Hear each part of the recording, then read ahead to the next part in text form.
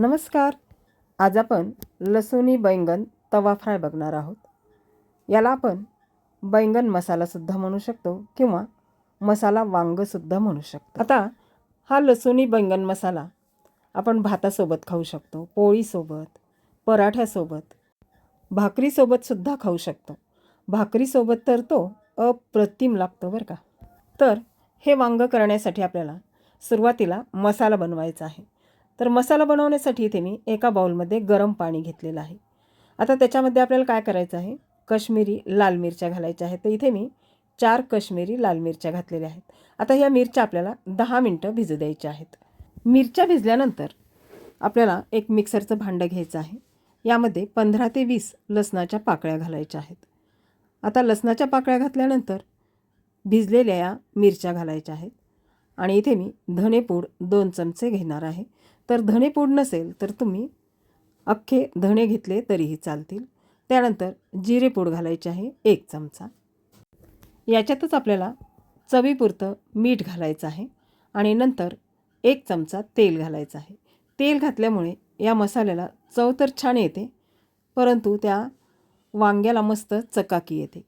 आता हा मसाला पाणी घालून मस्त वाटून घ्यायचा आहे. अशा पद्धतीने वाटलेल्या मसाल्याला रंग पहा किती छान आलेला आहे. आता पहा, आपल्याला मसाला वांगं करायचे तर त्यासाठी असं मोठं वांगं लागेल. तर हे असं मोठं वांगं घ्यायचं आहे आणि याचे आपल्याला काप करायचे आहे. तर काप करताना हळूवारपणे याचे आपल्याला 3 काप करायचे आहे.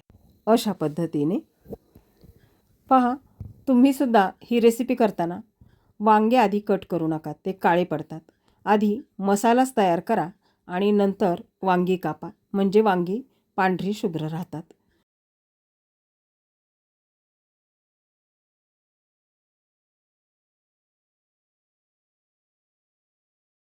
पहा किती सुंदर दिसत आहेत हे वांगे कट केल्यानंतर. आता कट केल्यानंतर आपल्याला काय करायचं आहे, याला सुरीच्या टोकाने असे चेक्स पाडून घ्यायचे आहेत. अशा पद्धतीने तुम्ही पहा, अगदी सोपं आहे. ही डिझाईन दिसायलाही खूप छान दिसते आणि या खाचेमध्ये तयार केलेला मसाला अगदी व्यवस्थित बसतो आणि वांग्याला त्याच्यामुळे चव खूप छान येते. आता आपल्याला काय करायचं आहे, मधल्या फोडीला किंवा मधल्या कापाला दोन्ही साईडने आपल्याला असे चेक्स करून घ्यायचे आहेत आणि साईडचे जे काप आहेत ना, त्यांना एकाच साईडने आपल्याला चेक्स करायचे आहेत.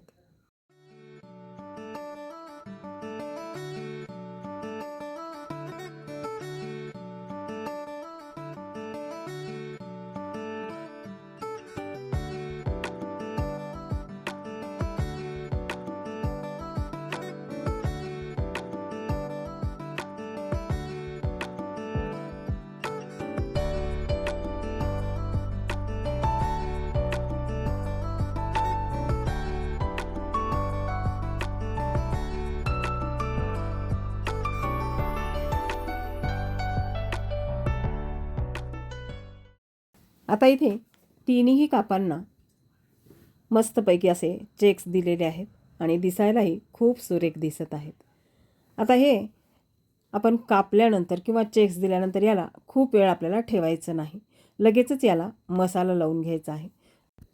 तर या वांग्यावर मसाला असा व्यवस्थित अगदी पसरून घ्यायचा आहे. सगळ्या कापांमध्ये हा मसाला अगदी व्यवस्थित बसला पाहिजे, अशा पद्धतीने. तर अशाच पद्धतीने सगळ्या वांग्यांच्या कापांना असाच मसाला लावून घ्यायचा आहे.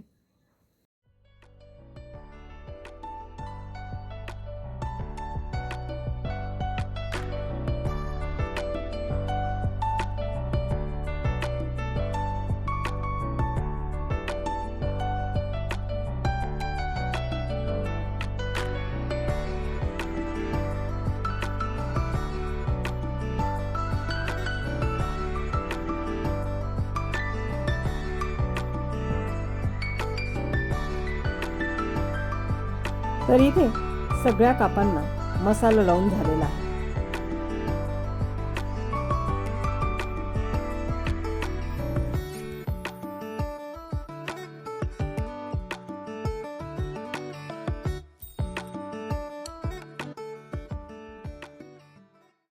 आता हे वांगे आपल्याला तव्यावर फ्राय करायचे आहे, तर त्यासाठी एक तवा गॅसवर गरम करण्यास ठेवलेला आहे आणि त्यावर फक्त इथे मी 1 चमचा तेल घातलेलं आहे. तेल तव्यावर सगळ्या बाजूने पसरून घ्यायचं आहे आणि वांग्याची मसाल्याची जी बाजू आहे ती खाली घालायची आहे आणि वरच्या साईडला हा मसाला लावून घ्यायचा आहे. आता मसाला लावल्यानंतर आपल्याला काय करायचं आहे, तर हे साईडला जे तव्यावर तेल आहे ना, ते तेल असं तवा तिरका करून वांग्याकडं घ्यायचं आहे आणि या तेलामध्ये हे वांगं फ्राय करायचं आहे.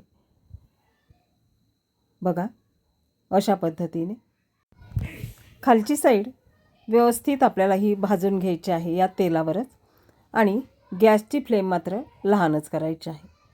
आता आपण काय करूयात, हे वांगं पलटून टाकूयात आणि पुन्हा हे तेल या वांग्याकडे तवा तिरका करून आणूयात. थोड्या थोड्या वेळाने साईड याची पलटून दोन्ही साईडने हे वांगं मस्त फ्राय करून घेऊयात. आता इथे हे वांगं फ्राय झालेलं आहे, त्यावर अशी कोथिंबीर घालायची आहे, म्हणजे दिसायला हे वांगं खूप सुंदर दिसते. आता तिन्ही वांग्यांचे काप तयार झाल्यानंतर त्यावर अशी कोथिंबीर आपल्याला पेरून घ्यायची आहे. तर इथे आपला भरपूर चविष्ट असा लसूणी मसाला बैंगन फ्राय तयार झालेला आहे. ही रेसिपी आवडल्यास चॅनलला लाईक, शेअर, सबस्क्राईब नक्की करा. पुन्हा भेटूयात अशाच नवीन रेसिपीमध्ये. तोपर्यंत धन्यवाद.